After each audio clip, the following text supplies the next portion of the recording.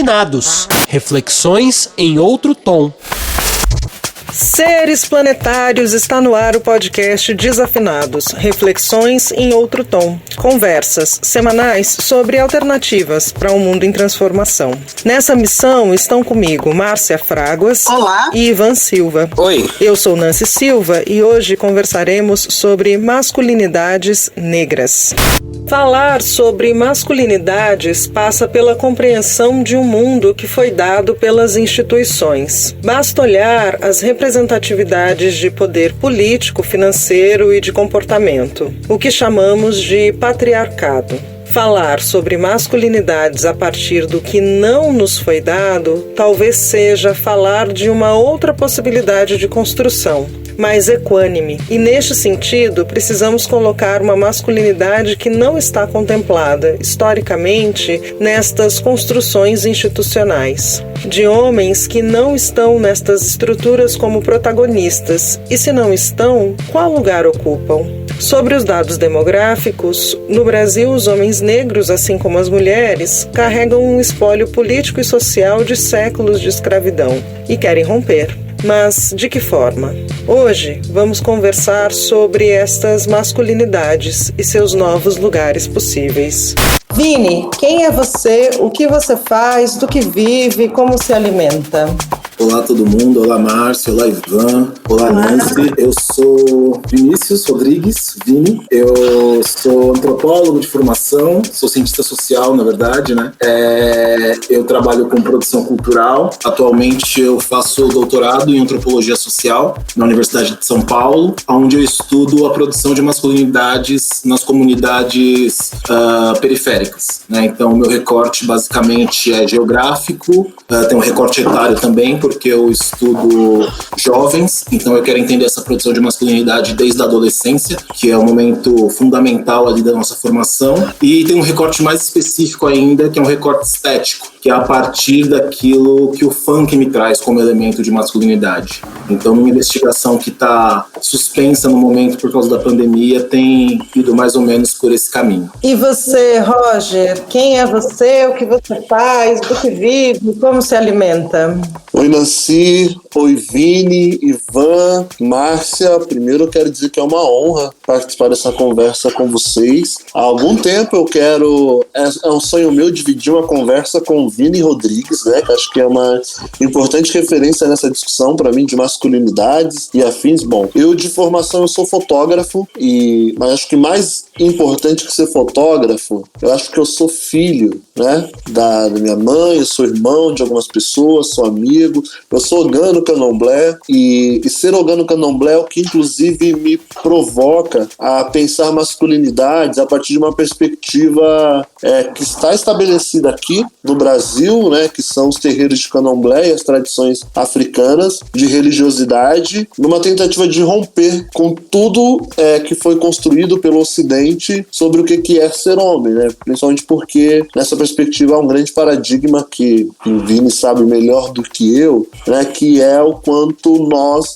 sequer somos homens, né?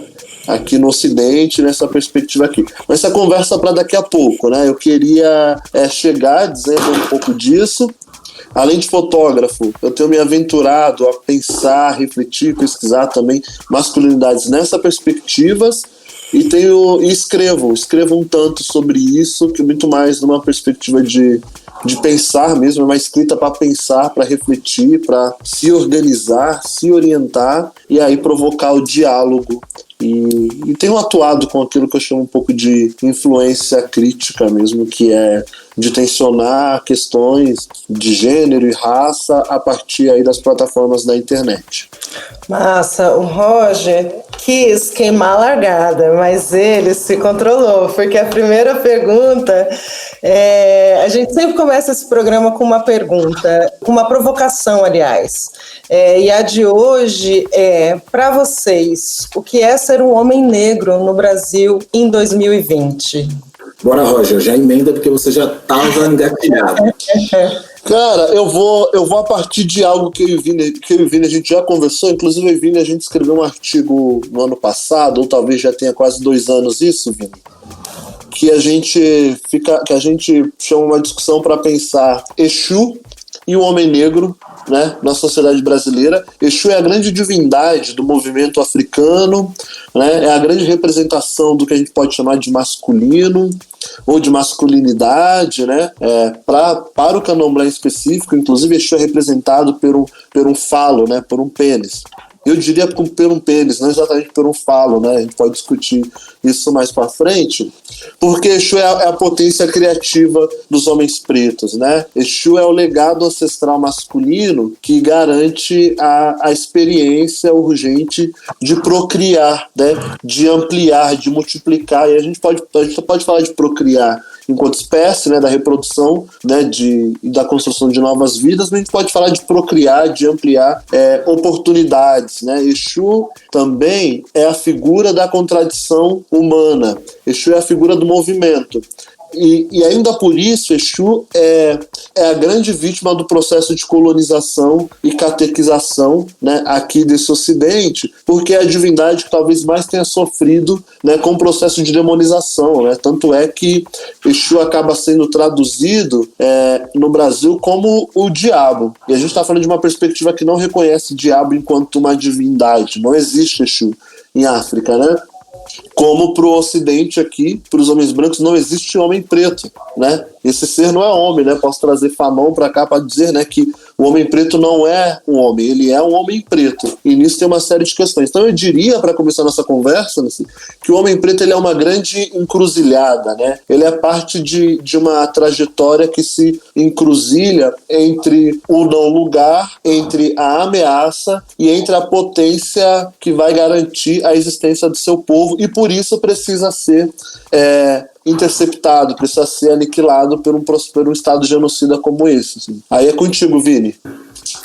Valeu, Roger. Bom, o Roger já falou aí muita coisa, né? Já trouxe muitos elementos e eu não quero ser repetitivo nisso. Mas é legal ele trazer esse artigo que a gente escreveu há um tempo atrás, porque a gente conseguiu abordar essa perspectiva do homem hoje e do homem negro, sendo mais específico, de uma forma muito criativa, né, com o conhecimento que ele tem de candomblé e com o conhecimento que eu tenho de pesquisa, a gente conseguiu fazer um trabalho bem bacana. Pensando no homem negro hoje, eu não consigo ver o homem negro muito diferente da posição que ele estava no começo do século passado, né, 1900 e pouco. Apesar da gente ter tido alguns ganhos e algum progresso, os estigmas sociais permanecem o mesmo, né, desde o fim da escravidão. Então esse homem negro, hoje, em 2020, ele continua sendo vítima desses estigmas sociais, dessa estereotipia que foi colocada em cima dele, como o Roger disse muito bem. Então tudo que a gente pensa em relação ao ser humano não se encaixa nas pessoas negras, né? As pessoas negras, elas são desumanizadas nesse processo. E com isso a gente tem todos os resultados que a gente já conhece hoje: a baixa expectativa de vida, a objetificação, o trabalho precarizado, todas essas violências diversas que afetam a população negra, em específico o homem negro. A violência policial, né, que continua sendo a violência colonial, se reproduzindo de uma outra forma, né? E a contrapartida disso é como o homem negro subjetiva essa ameaça em relação à sua própria vida, à sua desumanização, né? Ele acaba subjetivando isso, às vezes de forma violenta, né? Então é muito comum a gente perceber certos comportamentos violentos em alguns homens, em geral, especificamente em homens negros, que às vezes precisam ser mais que os homens brancos para conseguirem ter o mínimo de humanidade que os homens brancos têm, mas essa violência, na verdade, ela é só um reflexo da violência que o próprio homem negro está sendo vítima ali, né? Então, quando a gente pensa criminalidade, se a gente pensa o ato em si, né, e individualiza o ato, porque todo mundo sabe dos dados que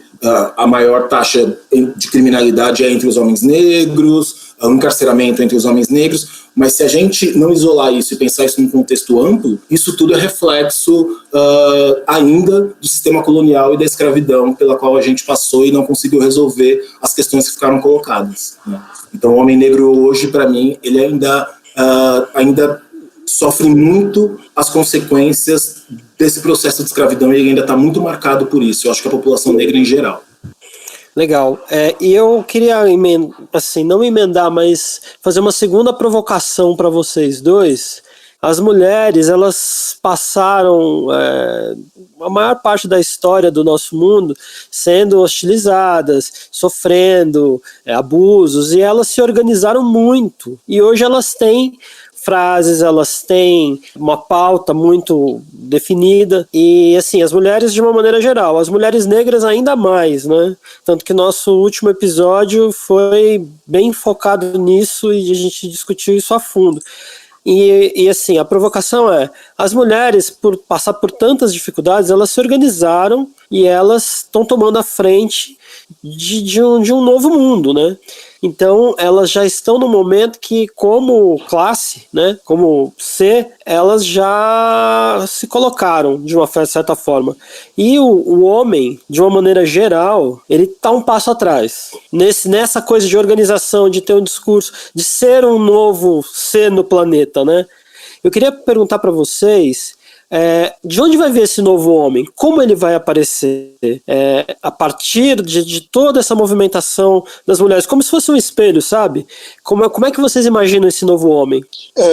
Ivan, eu fico pensando que esse novo homem ele só vai chegar à medida que esse homem negro que a gente ainda está tentando construir, que a gente ainda está aqui reivindicando masculinidade, não, reivindicando humanidade, esse novo homem vai chegar quando esse homem aqui que a gente está construindo se estabelecer.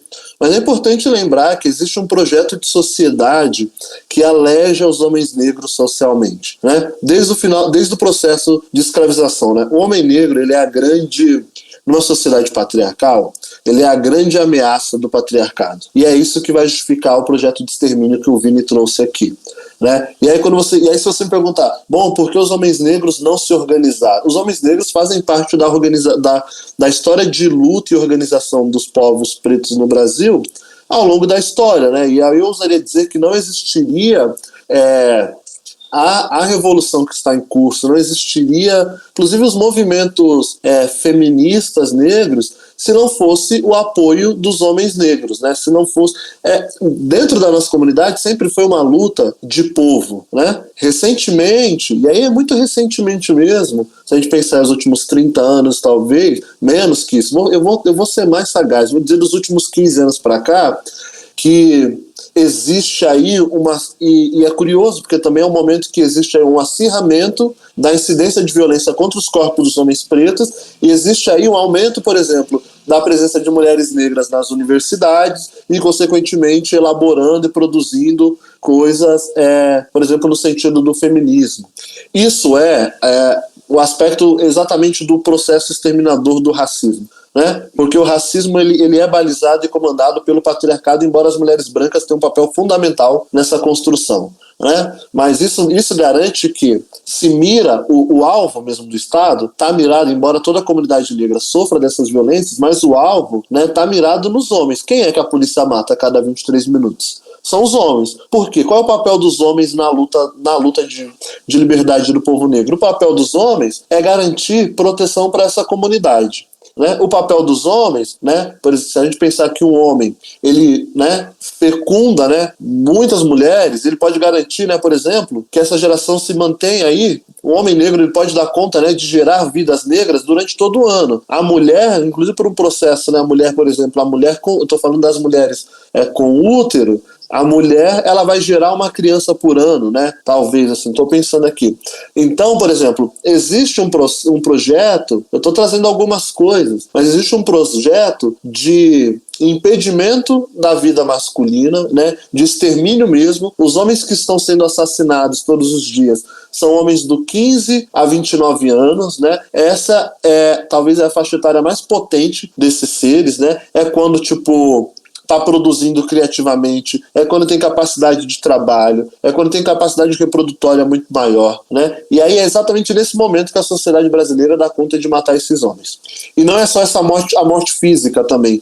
Por que os homens negros são, por exemplo, o menor número nas universidades? Não é porque são homens preguiçosos. É porque os homens negros, estatisticamente, evadem da escola antes dos 17 anos, porque precisa trabalhar, porque é aquela renda que vai completar.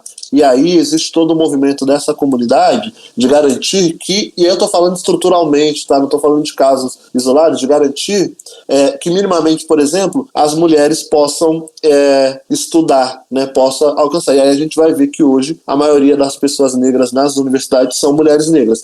Óbvio que isso tem impacto diretamente na luta, por exemplo, por direito, na organização dos movimentos, na institucionalização dos movimentos, mas eu quero trazer para cá que há um processo, que é uma culpa e há um processo do racismo na desarticulação, inclusive no distanciamento de homens negros e mulheres negras na luta contra o racismo, para a fragmentação, né? E também para cooptar as nossas pautas, né? Por isso que os nossos mais velhos, é importante que a gente sempre discuta, né? E aí interseccionando ou pensando na encruzilhada, né? Como que raça pode nos ajudar a pensar gênero, por exemplo, pode nos ajudar a pensar classe, para que a gente não caia numa certa armadilha de achar que homens negros só não estão disputando, né, no fronte da sociedade porque existe um descompromisso com o seu povo, quando na verdade isso é uma mentira.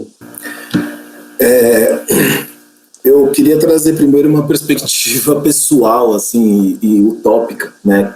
Pensando na sua pergunta, quando você traz essa reforma da masculinidade, do homem negro, da masculinidade negra, que tem um certo delay em relação à discussão das mulheres negras, e eu concordo com você, eu acho que em termos de experiência, o Roger trouxe muito, muito bem, que os homens negros eles são fundamentais para as comunidades negras, né? Eles são um dos fatores de manutenção daquela comunidade. Só que aí, levando para um outro lugar, que é o lugar do pensamento e da crítica feminista, né? Da crítica das feministas negras, eu fico pensando que no mundo ideal, esse novo homem, ele nem iria emergir. Esse novo homem ele não apareceria, porque o homem seria implodido, assim como a mulher seria implodida, o gênero seria implodido. As categorias de gênero que a gente usa, elas não dão conta de como a gente pode, da potência que a gente tem para se relacionar com o mundo. Então, no meu mundo ideal, nenhum homem, nenhuma mulher, a gente não trabalharia mais com essas categorias, né? Costumo falar com os meus amigos e para os meus alunos, eu dou muito curso, muita aula e tal, que a gente tem que usar as identidades, mas sempre pensando no momento em que a gente não vai mais precisar delas, né? Que a gente pode ser, de fato, só indivíduo, humano, indivíduo com todas as nossas complexidades e diferenças. Mas esse é um aspecto utópico, né? Fica na minha utopia. No mundo real, eu acho que o Roger trouxe uma coisa que é fundamental, que é o fato das mulheres negras terem chegado nas universidades, muito antes da gente, né? E elas ainda são a maioria.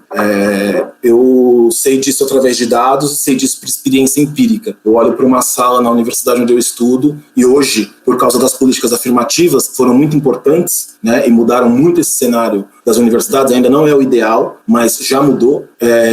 Eu vejo que a maioria das pessoas negras que estão ali são mulheres produzindo conhecimento a partir da perspectiva delas. Isso é fabuloso. E o conhecimento delas provoca a gente, porque intelectualmente, durante muito tempo, eram pouquíssimos homens que estavam pensando o que é ser homem, né? E quando eu digo intelectualmente, eu não estou falando da universidade, não. Eu estou falando intelectualmente no boteco, intelectualmente na roda de samba, intelectualmente no terreiro de candomblé, intelectualmente em qualquer lugar. Produzir pensamento sobre si mesmo. A gente não fazia muito isso. Eu, que sou uma pessoa muito bem formada, comecei a fazer isso há, 7, 8 anos atrás, né, que eu fui entender que eu precisava me rever enquanto homem. Então, nesse sentido, tem um efeito, esse discurso feminista, e esse novo homem, ou esse homem negro que vai assumir uma outra característica diante da sua comunidade, diante da sociedade, diante de si mesmo, né?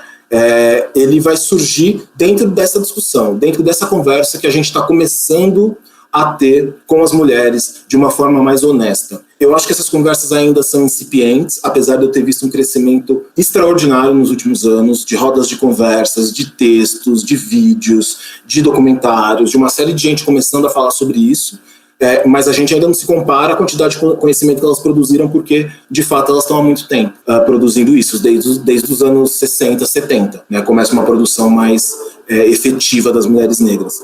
No limite, eu acho que é um caminho que vai ser traçado ali junto, né, dentro dessa conversa. é preciso ter um diálogo, né? E para além desse diálogo, eu acho que os homens negros precisam olhar para suas características sem ter como espelho de comparação o homem branco. É olhar a partir do seu próprio lugar, do seu próprio território, da sua própria cultura, da sua própria família, dos seus atravessamentos. O que a sua comunidade precisa? O que ele precisa, né? Como que ele consegue abrir... tem alguns pensadores aí de masculinidades que falam que existe a tal da caixa do homem. O que ele pode olhar nessa tal caixa do homem e tirar e falar, isso não me pertence, isso não é meu. Dá para ser feito de uma outra forma, né? Então eu acho que são dois movimentos. É um movimento de diálogo com as mulheres, ele é necessário, né?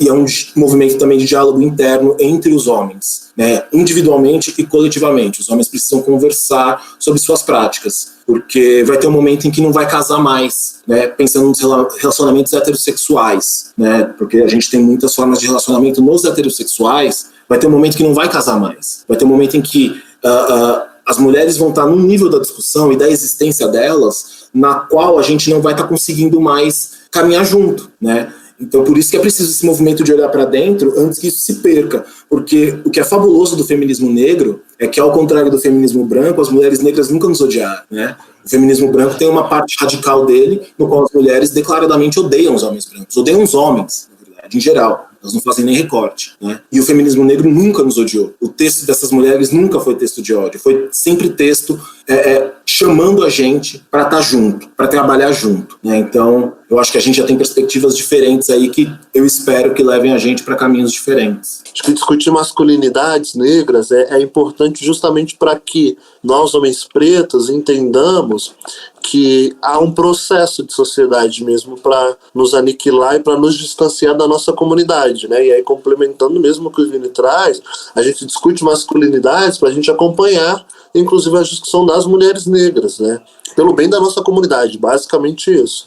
É muito interessante a fala de vocês, né? Porque traz ideias que são muito urgentes e potentes de uma masculinidade negra, né? E um fronte de mulheres que estão aí lutando em estruturas de poder que são brancas. E aí, para os nossos ouvintes que ainda não ouviram o episódio 8, que a gente convidou a Marta Carvalho, a Larissa Bumi e a Day Rodrigues, o Contando Outra História, onde a gente aprofunda bastante nessa questão da mulher negra no Brasil.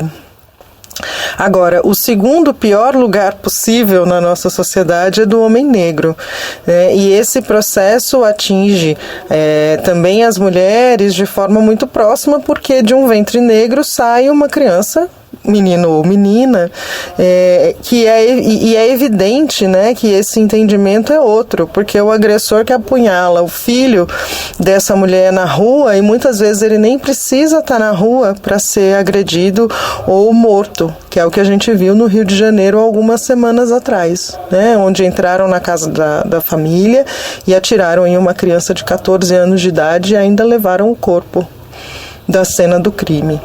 E eu estou colocando tudo isso porque na fala de vocês me vem muito forte, principalmente na fala do Vini, a necessidade de conversar.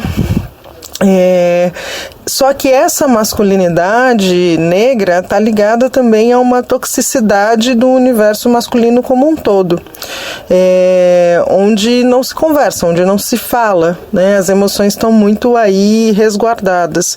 Então eu pergunto a partir disso se uma das questões para esse descompasso entre a luta dos homens e das mulheres é não colocar na linguagem, não colocar as angústias na linguagem.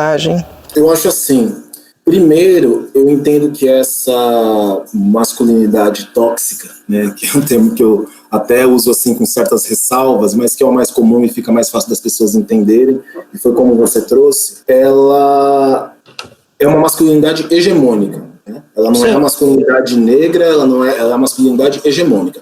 E a hegemonia é branca, né? E esse é um conceito que eu tenho trabalhado bastante ao invés de masculinidade tóxica, pensar uma masculinidade que é hegemônica. E dentro da sua hegemonia, essa toxicidade que é baseada numa virilidade, numa prática de violência, nisso que você trouxe, do não verbalizar aquilo que sente, não verbalizar aquilo que quer, tudo isso é parte dessa masculinidade hegemônica, branca, branco-hegemônica.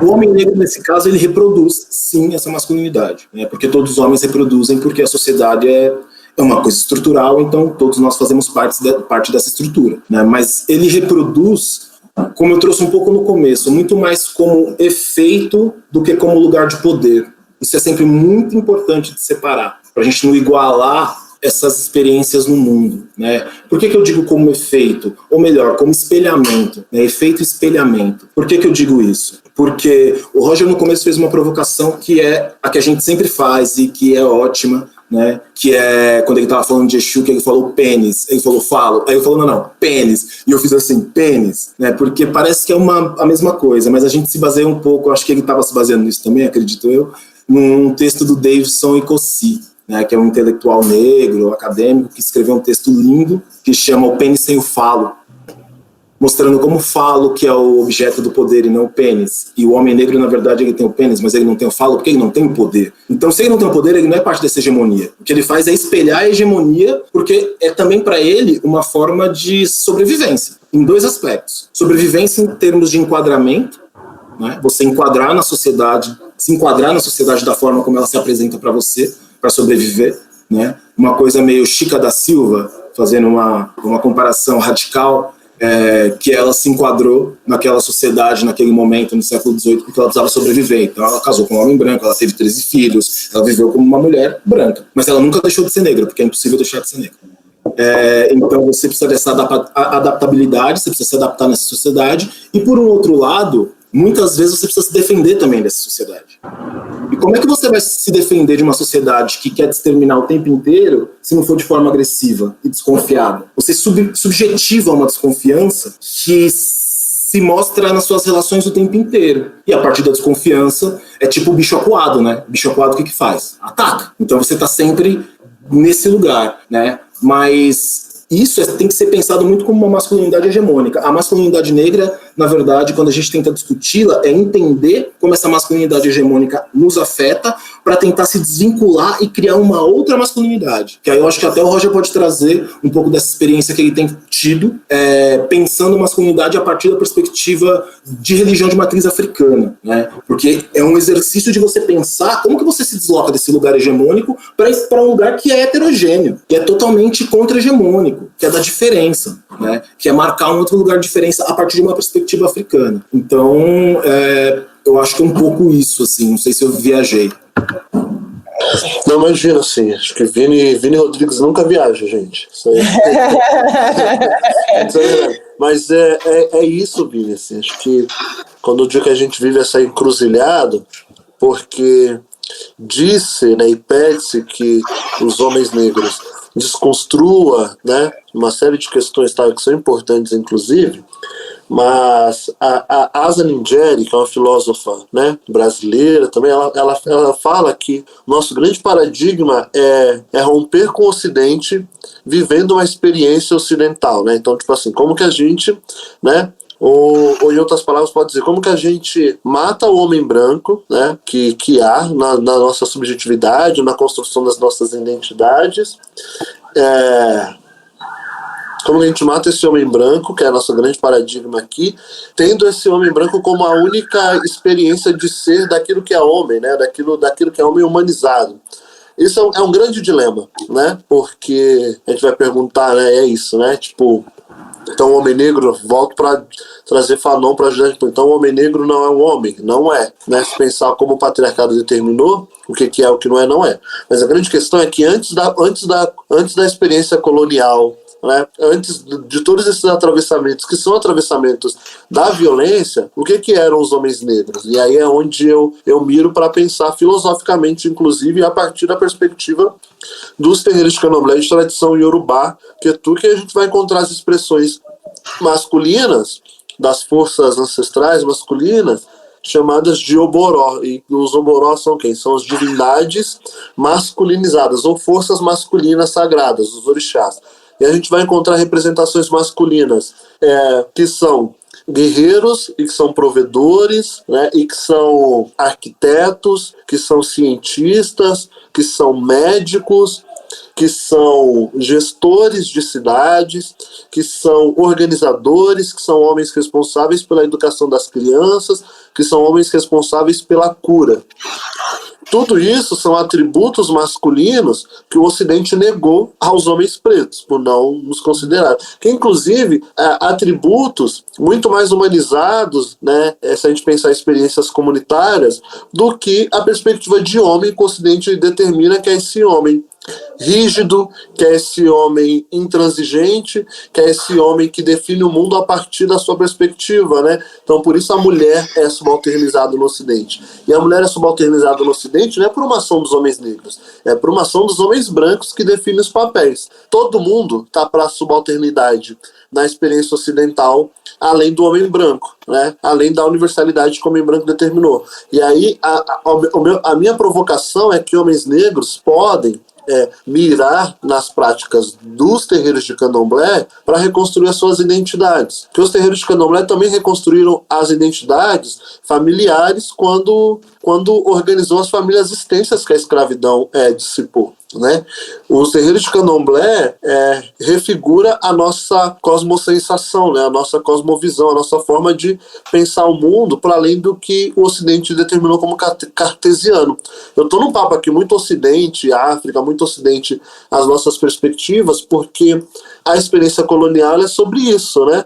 Ela é sobre uma universalidade produzida, e aí tudo que está para além disso, o Ocidente não sabe lidar com pluralidade, né? Se a gente pensar o Ocidente e a gente pensar o continente africano sobrevive, né, nos últimos séculos porque dá conta de valorizar e de usar da potência da pluralidade. O Ocidente não. O Ocidente precisa exterminar tudo aquilo que é o Ocidente, inclusive, cria a categoria outro, né? Porque sempre há o outro em detrimento da imagem do homem branco, né? Então, todas essas experiências... E é por isso que a gente precisa negar isso, né? Porque quando o Ocidente cria o outro, o Ocidente produz violência para justificar a ideia do outro.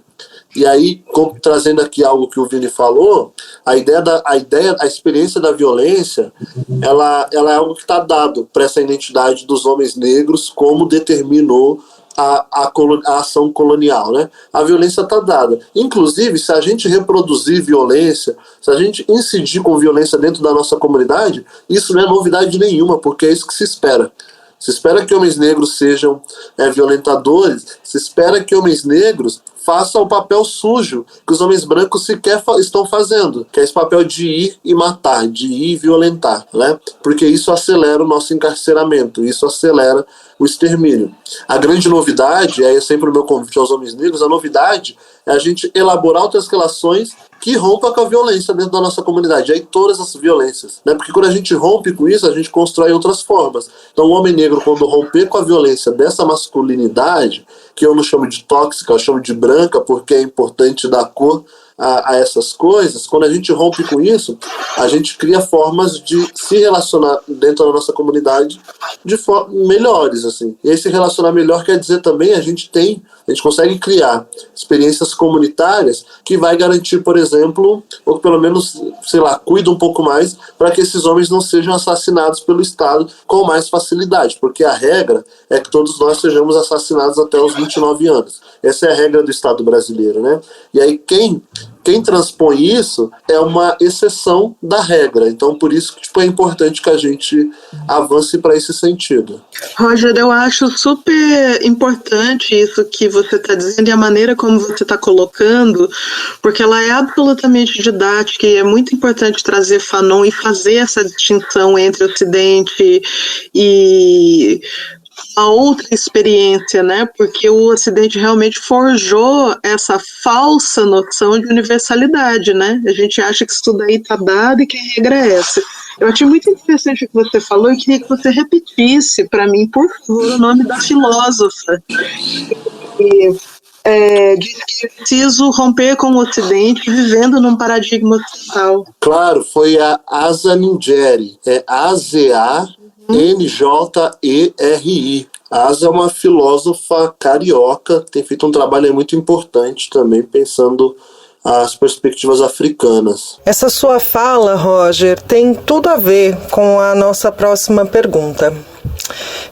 que nesse mundo ocidental e colonizado, o corpo do homem negro e a sua capacidade são colocadas como maquínicas, quando, na verdade, existe uma produção de conhecimento e sensibilidade que a gente pode colocar como existencialista mesmo. É o que a gente encontra nas obras do Cartola, Paulinho da Viola, Emicida, Mano Brown, Milton Santos, Abdias do Nascimento e tantos outros.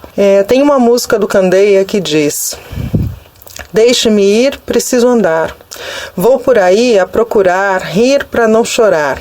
Quero assistir ao sol nascer, ver as águas dos rios correr, ouvir os pássaros cantar. Eu quero nascer, quero viver. É quase um tratado existencialista mesmo, talvez de 50 anos atrás. Né?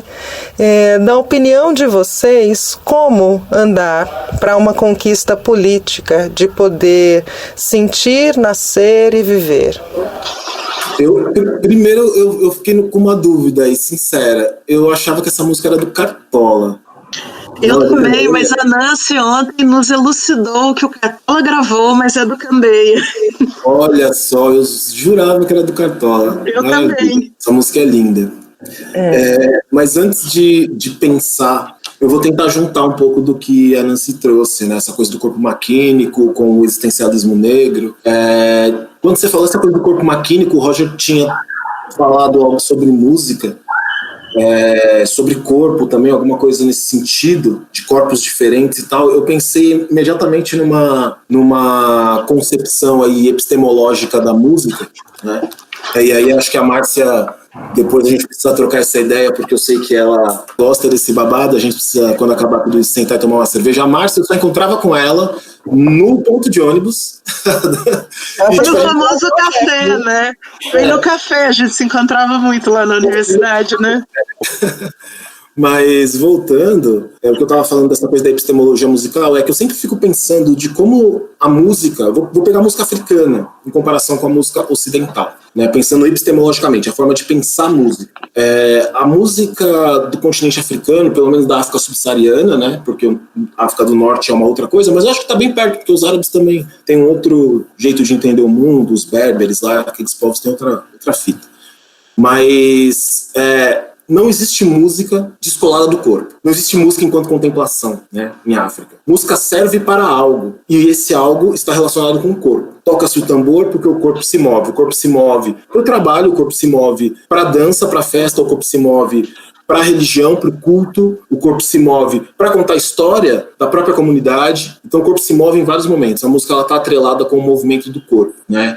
Então um corpo que é musicalizado, para mim, é um corpo que é menos máquina, ou que é menos maquínico. É um corpo que flui melhor, né? É um corpo que tem um outro jeito de corpo, um outro jeito no mundo, é um outro corpo no mundo, né? Trazendo aí a Lued. É um outro corpo que está sendo colocado ali. E esse outro corpo, ele tem uma outra existência, obviamente. Então, por mais que a gente tenha atravessamentos desse corpo maquínico do Ocidente, que fez uma música em contrapartida para contemplação, né? Não foi durante toda a história musical do Ocidente, mas em determinado momento de racionalização da música ocidental, ela se torna uma música de contemplação, né? Ela se torna uma música clássica. Quem dança ouvindo Bach?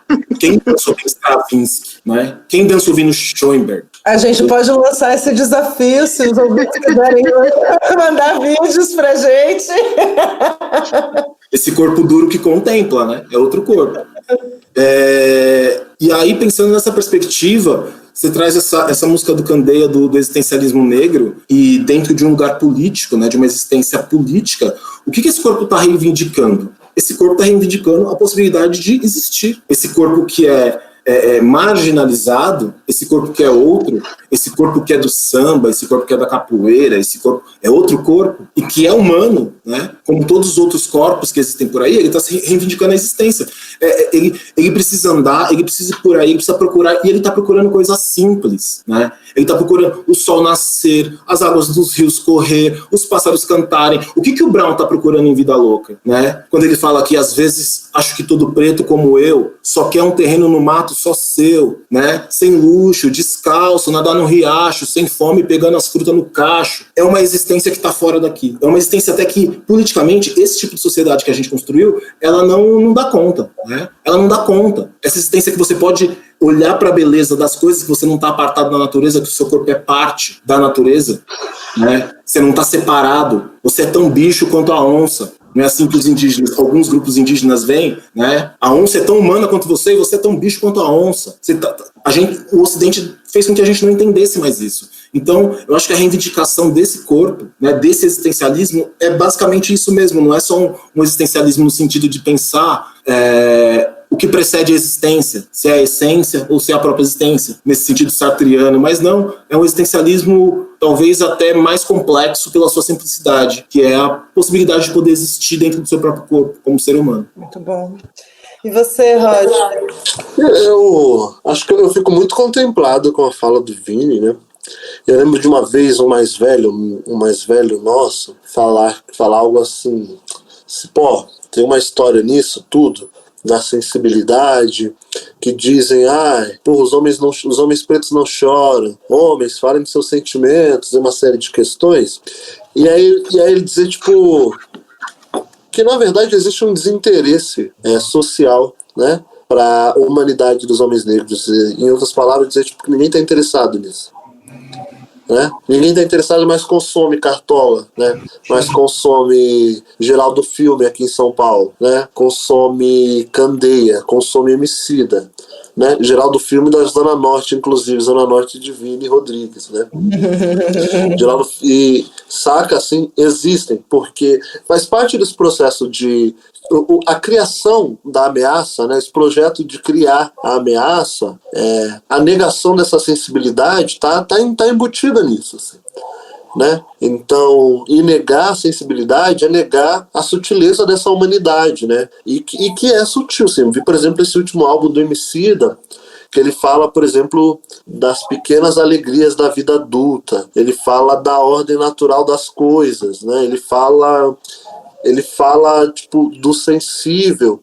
No rap ele brinca, né? Tem um áudio que ele brinca com a filha dele de abertura de uma das músicas, que aí é uma conversa dos dois, né? Que ele fala assim, o rap tem que ser mal, e aí a garota dá risada. E aí ele fala, porque o rap tem que ser mal, e a menina dá risada, assim. Então, tipo, tem um jogo aí que é, inclusive, subverter essa lógica mesmo, brincar. E aí eu vi ele falando numa entrevista também, de dizer que será que o rap precisa ser mal mesmo hoje? Em algum momento precisou. Mas ainda o Racionais, por exemplo, não era tão mal assim, né? Porque Racionais foi o R&B muito sofisticado, né? Falou de amor, Mano Brown tem falado, né?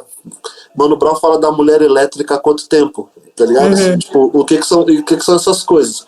A grande questão é por onde, aí como fotógrafo, eu tenho dito, né? Usando inclusive a metáfora da fotografia, que o discurso ele é fotográfico também, né? Porque você recorta uma realidade e apresenta ela no tom que você quer, né? No brilho, na sombra, da forma que você quer. E aí, quando essa sociedade aqui está apresentando as fotografias, né, do que é a identidade dos homens negros masculinos, a única opção dentro da construção dessa ameaça, é criar condições para justificar o abate, né? Então, o homem negro é assassinado porque ele ameaça o status quo, ele ameaça o bem-estar social, né? Ele ameaça o bem-estar de uma sociedade. Então, por isso precisa ser abatido, aí se cria um motivo, né? Mas, por outro lado, a gente está enfrentando toda essa desgraça ao longo da história, sendo sensível. Eu fiquei pensando o que perguntar para vocês, e aí, como diz o Vini, né, já que eu sou do babado da música popular, e o Gilberto Gil fez aniversário esses dias, né, no dia 26, fez 78 anos, eu fiquei pensando muito no Realce, que é um disco super para cima, né, e que traz esse movimento no corpo que o Vini falou, né, essa disposição flexível e alegre para a vida, e é um momento da obra do Gil que ele está retomando, se reconectando com as próprias raízes, né? Ele gravou nos Estados Unidos, em contato com o Earth, Wind and Fire, é um momento que ele vai para Jamaica e encontra lá a mulher do Bob Marley, enfim. E aí eu pensei naquela música Super-Homem, a canção, em que o Gil canta: um dia vivi a ilusão de que ser homem bastaria, o mundo masculino tudo me daria, do que eu quisesse ter, que nada. Minha porção mulher, que até então se resguardara, é a porção melhor que trago em mim agora e que me faz viver. E aí eu pergunto a vocês, em um mundo onde a virilidade precisa ser exercida a qualquer preço, como é que vocês entendem que a afetividade pode ser vivida dentro de tudo que a gente está conversando aqui? Vocês perguntaram sobre afetividade, eu vou deixar vocês com um especialista. Roger Cipó. Como é que é sua, Roger? Mas, Vini, sim, eu tô assumindo aí. Eu falei com a GQ essa semana, e aí o jornalista falou: então você é o novo hit brasileiro? Eu falei: talvez. Se o Smith deixar, se o Smith deixar, eu vou fazer. Tem uma história aí que acho que. Primeiro que eu gosto de pensar, e tenho cada vez aí me provocado a pensar numa perspectiva não tão dicotomizada como o Ocidente obriga a gente, né? Existe uma história aqui, tipo, que a virilidade, inclusive a virilidade dos homens brancos, ela não é uma virilidade afetiva, já começa por aí, né? Porque está sobre exercer poder sobre outros corpos. Mas a africana sim, né? Porque a africana conecta tudo, né?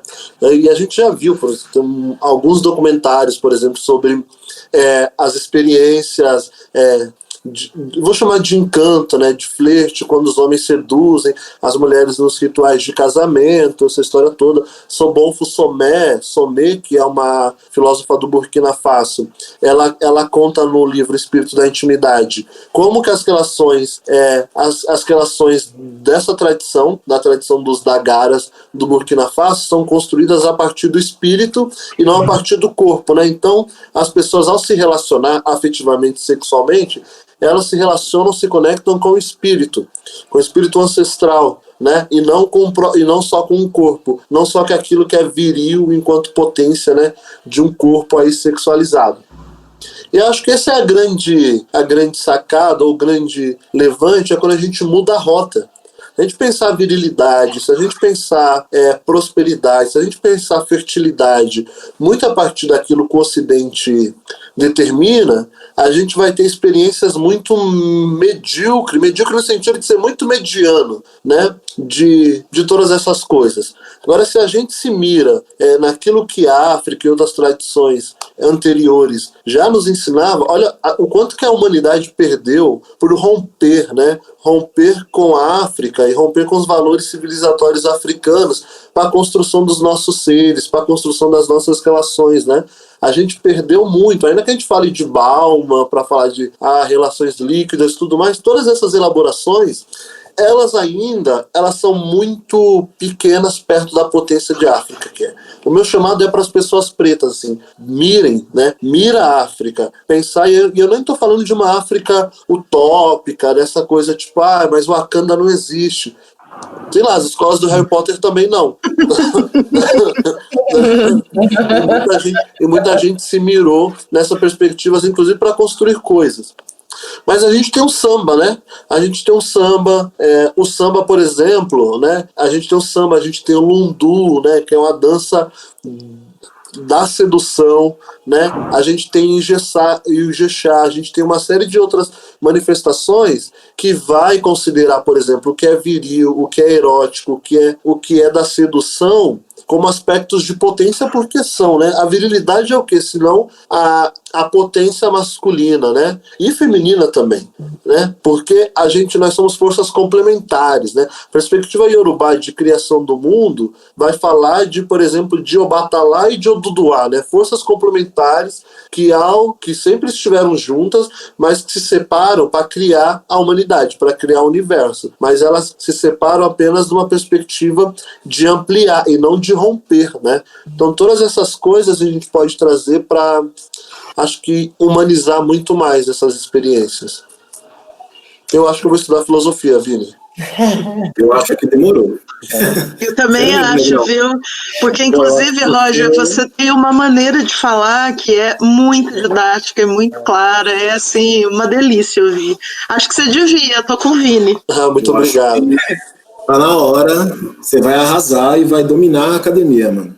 Mas eu nem sei muito o que falar depois da aula que ele deu aí, porque esse é um tema que, de fato, a profundidade do Cipó é impressionante. Ele já vem trabalhando com isso há muito tempo, né? E ele tem feito um trabalho que não é só de pesquisa, ele tem feito um trabalho que é também de proporcionar espaços de trocas afetivas entre pessoas negras, tanto no presencial e agora ele desenvolveu estratégias para o virtual. Eu acho isso uma coisa sensacional, assim, eu acho necessário e bonito de ver, né, como o meu povo se articula para criar espaços. Sempre foi assim e continua sendo mesmo no virtual, um espaço de afetos, né, mas eu queria trazer um pouco, tipo, para um lado mais subjetivo, talvez, e mais pessoal. Falar de mim ao invés de falar do geral, sabe?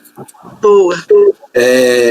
Eu mesmo, em relação a esse jogo de afetividade e virilidade, eu mesmo demorei muito, muito tempo para aprender a lidar com os dois polos, né? Para aprender a, de certo modo, desativar a virilidade a maioria do tempo, só ativá-la quando ela é de fato necessária, que a virilidade está ligada a um ethos guerreiro, e esse ethos guerreiro não é exclusivamente masculino, né? Esse ethos guerreiro também pode ser feminino. A gente tem exemplos em África, por exemplo, no Daomé, existia um exército formado só por mulheres, Amazonas do Daomé, que onde hoje é o Benin, então era um exército de mulheres, então o ethos guerreiro estava lá. Mas o problema é que eu cresci precisando deixar esse ethos guerreiro, essa virilidade máxima, sempre ligada. Eu precisei estar sempre... Porque, como eu disse lá no começo, o mundo sempre me pareceu algo muito arriscado. E arriscado para a minha vida. E eu tinha que reagir a essa violência que o mundo me apresentava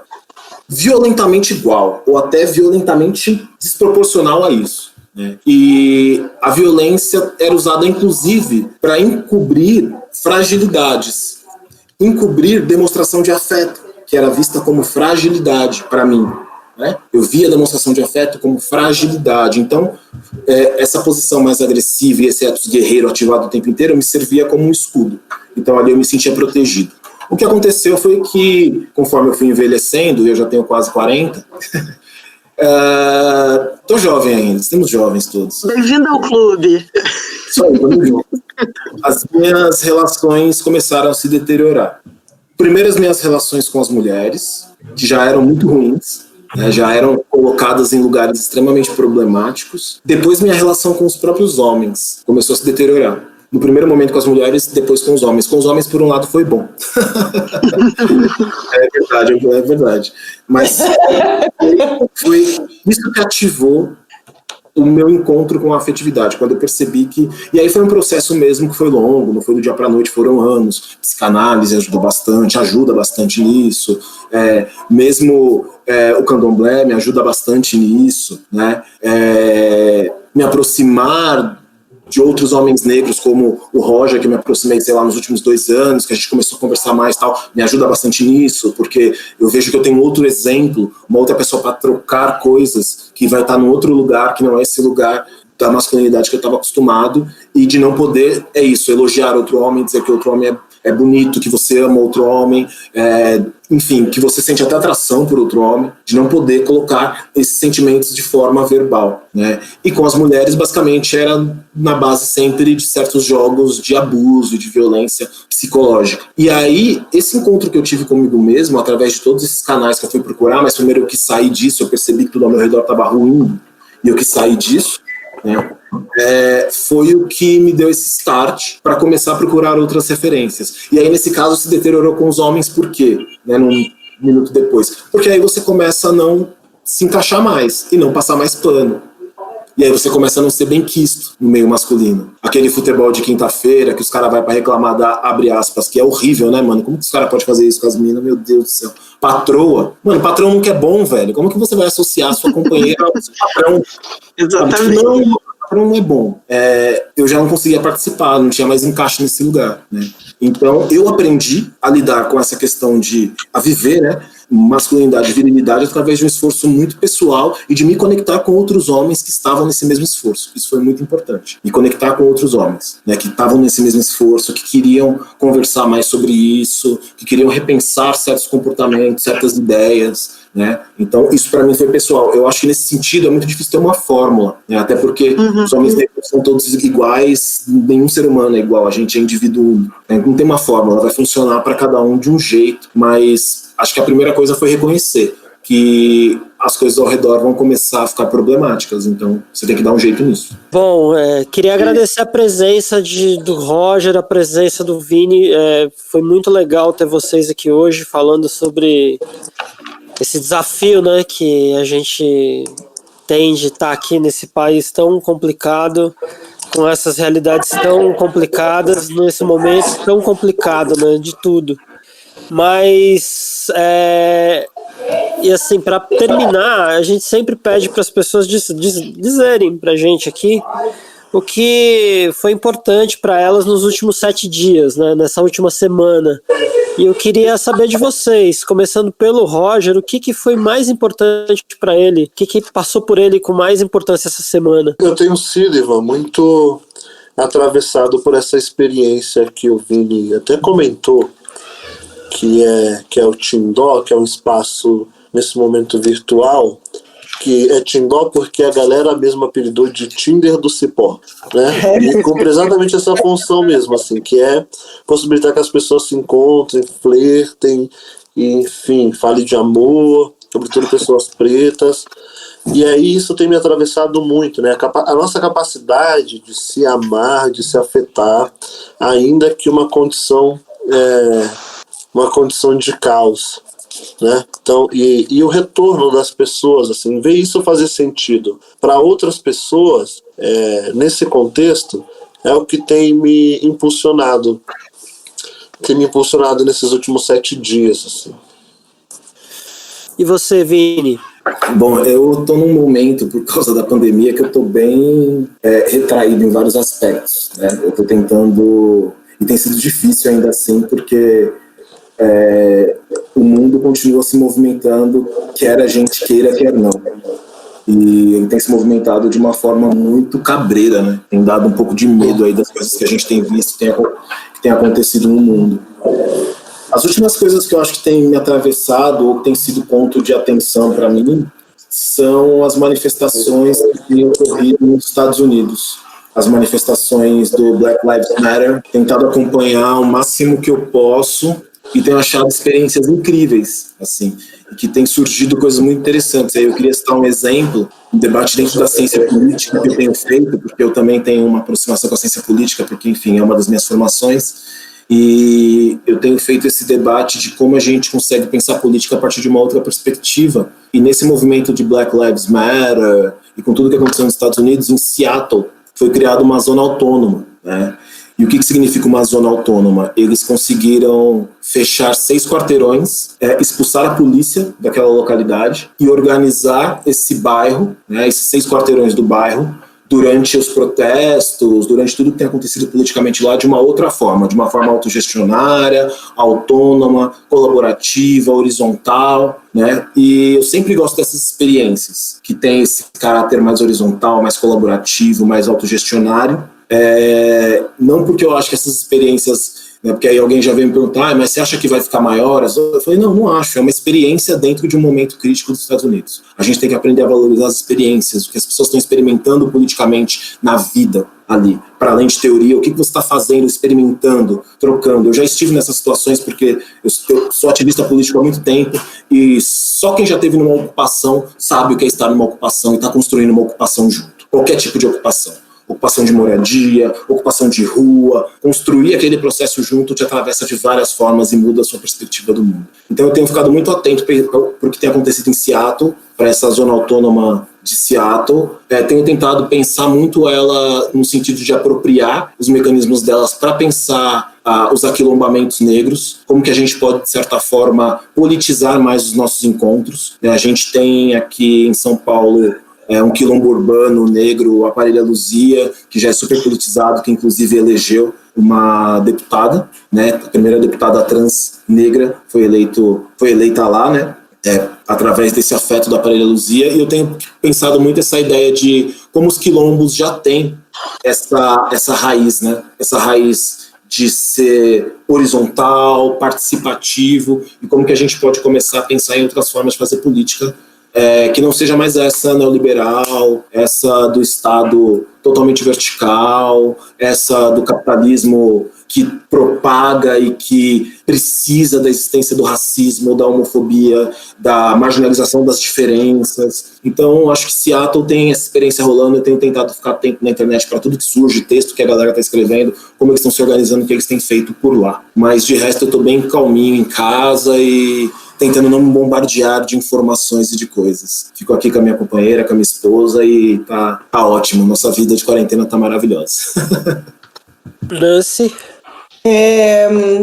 Poxa, o que me tocou essa semana foi fazer essa pauta e pensar que a nossa família é misturada, né? Minha mãe é uma cara de cabocla, né? E meu pai é um homem negro e o privilégio, se a gente pode usar essa palavra, né, que é você ver o seu pai negro poder morrer de idade, né, de velhice. Isso me pegou muito essa semana, pensando em vocês e nessa conversa que a gente teve hoje. Márcia? Para mim também tem a ver com essa pauta, que tem a ver de ir reouvir todos esses músicos que a gente citou aqui, né, e o último trabalho do Emicida, voltar para o Cartola e descobrir através da Nancy que a música é do Candeia, né, saudar Gilberto Gil, né, eu acho que isso tudo foi muito importante, porque eu estou terminando a minha pesquisa de mestrado que tem a ver com Caetano, né, e essa semana eu vi aquele documentário Fevereiros, que é sobre a Maria Bethânia, mas que também é sobre fé, né? E eu fiquei muito tocada, assim, me sensibilizou. Todo esse caldo me deixou muito sensibilizada essa semana.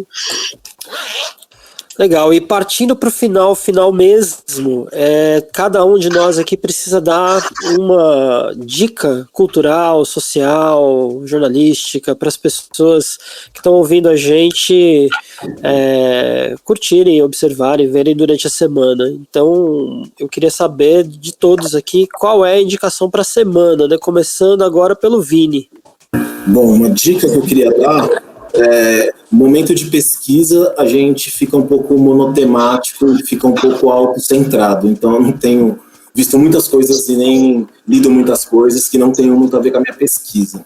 Mas eu queria indicar um livro que é super bacana, de um autor que chama Daniel dos Santos. Ele é lá da UFBA, da Universidade Federal da Bahia, e ele teve a dissertação de mestrado dele transformada em livro.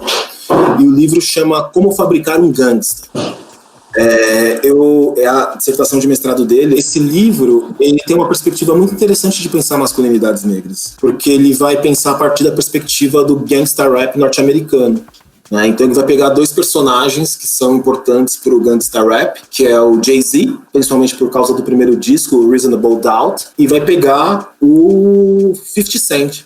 E vai, através da obra desses dois rappers, ele vai pensar como que o discurso gangsta ajudou a moldar a masculinidade dos homens negros norte-americanos do gueto, né? Então, é um livro bem bacana para quem tiver interesse aí, e eu gosto muito dessa intersecção de pensar classe, raça, gênero através da música, né? A música sempre está perto de mim, tanto que eu tô nessa empreitada aí de tentar entender masculinidade a partir do funk, né? Então, eu acho que vale a pena dar uma lida nesse livro, sim, que é bem interessante. Acho que é a minha dica para ficar pra galera aí.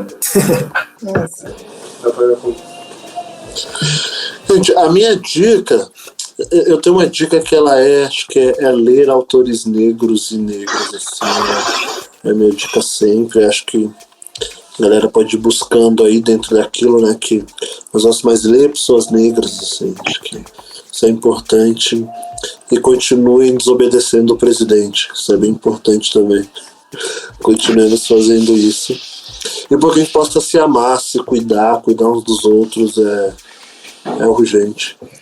Bom, e você deu várias dicas de autores e autoras durante essa conversa, então é isso. A minha dica é a série Atlanta, do Donald Glover, também conhecido como Childish Gambino, que eu acho que é um dos produtos, materiais, trabalhos audiovisuais mais ricos sobre essa questão do ser negro, do ser homem negro, do que é ser bem-sucedido e como essa vida se dá, além dessa série ter muitos elementos também visuais, né? Então, assim, ele vai montando quadros mesmo e aquelas referências têm a ver com o que está rolando na história. E o Paperboy é maravilhoso, assim, assistam essa série. Apenas. Eu quero indicar uma série que eu lembrei. A Nancy me lembrou de uma série que eu acho legal. Também ainda nessa temática universo negro, tem uma série que chama Insecure, que é com a Issa Rae, que é maravilhosa. Acabou agora a última temporada, eu tô órfão dela, a gente assiste aqui em casa e ela vale muito a pena. Insecure, que é da Issa Rae, então também fica uma série aí, pronto, desculpa. E tá disponível aonde, Vini? Ixi, aí a gente tem que voltar para aquela internet mais antiga, sabe? Entendi, aqui o famoso Google, né? Isso, tem que aprender a baixar torrent. Eu fico impressionado que os jovens não sabem mais baixar torrent. Não faz o menor sentido. Eles não sabem nem o que é isso. Tem da HBO também. A Luísa acabou de me falar aqui que tem o streaming da HBO também. Streaming da HBO. Agradece a Luísa, não sei se ela está ouvindo. Obrigada. Então, a minha dica é um livro que eu não li ainda. Eu comprei, ele ainda não chegou, mas foi indicação de uma amiga, que é um livro chamado Um Outro Brooklyn, da Jacqueline Woodson. Você tá ligado nesse livro, Vini? Vou ler a sinopse. Vou ler a sinopse para você saber por que eu comprei o livro e tô curiosa. A história de Augusta começa em 1973, quando ela se muda para o Brooklyn, um enclave multicultural de Nova York com uma dinâmica comunidade afro-americana. E aí lá ela tem os amigos, tem a relação familiar e o pano de fundo dessas relações e das transformações na vida dela é a cena musical negra dos Estados Unidos nessa época. E eu fiquei com uma super vontade de ler, esperando chegar. O nome foi muito bem indicado, eu já estou deixando indicado aqui. Maravilha, eu vou procurar, fiquei curioso agora. É da editora Todavia, certo, Brooklyn. A minha dica é mais um nome da minha pesquisa sobre música contemporânea da África. É o Vieux Farka Touré, um guitarrista malinense, e eu quero indicar o disco The Secret dele, que é uma obra meio que definitiva, assim, para todo um estilo de se tocar guitarra, né, em modo modal, e que tem um discurso muito bonito. Essa é a minha dica.